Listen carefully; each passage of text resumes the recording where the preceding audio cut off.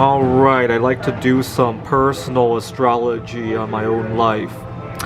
So this past year, one of the biggest astrological events that happened was obviously the conjunction of Jupiter and Saturn. And in my own personal life, one of the biggest stressors that I've had to deal with is whether I stay single or otherwise, right? And so I thought I'd do a little astrology to see how my relationships over the next 10 years are going to go. Now, the last time we had Jupiter and Saturn in conjunction was on May 28th of 2000. And at the time, I was pretty bad at relationships. I had not had a girlfriend at that point, and I sucked at everything I did involving a girl. Now, Jupiter and Saturn, obviously, they were in conjunction on May 28th, 2000, but then they started to drift apart. And by May 23rd of 2010, they were in opposition. They were on opposite sides of the sun, and they would have, well, you wouldn't be able to see them both at the same time, right? Because they were 180 degrees apart.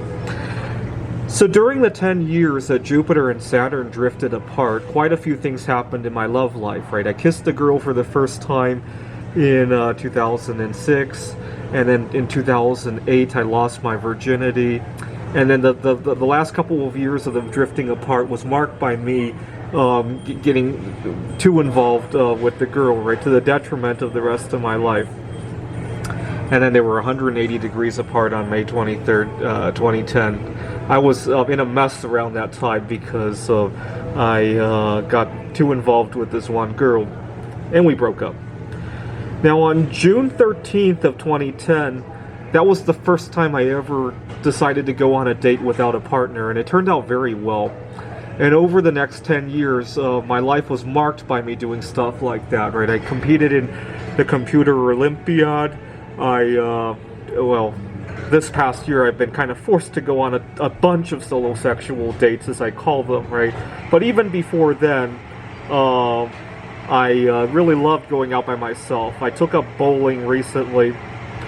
Now, this past decade, right, between when Jupiter and Saturn were in opposition all the way until the conjunction, I had relationship after relationship with girls that were marked by me wanting to get out of them because I loved my single life so much, right?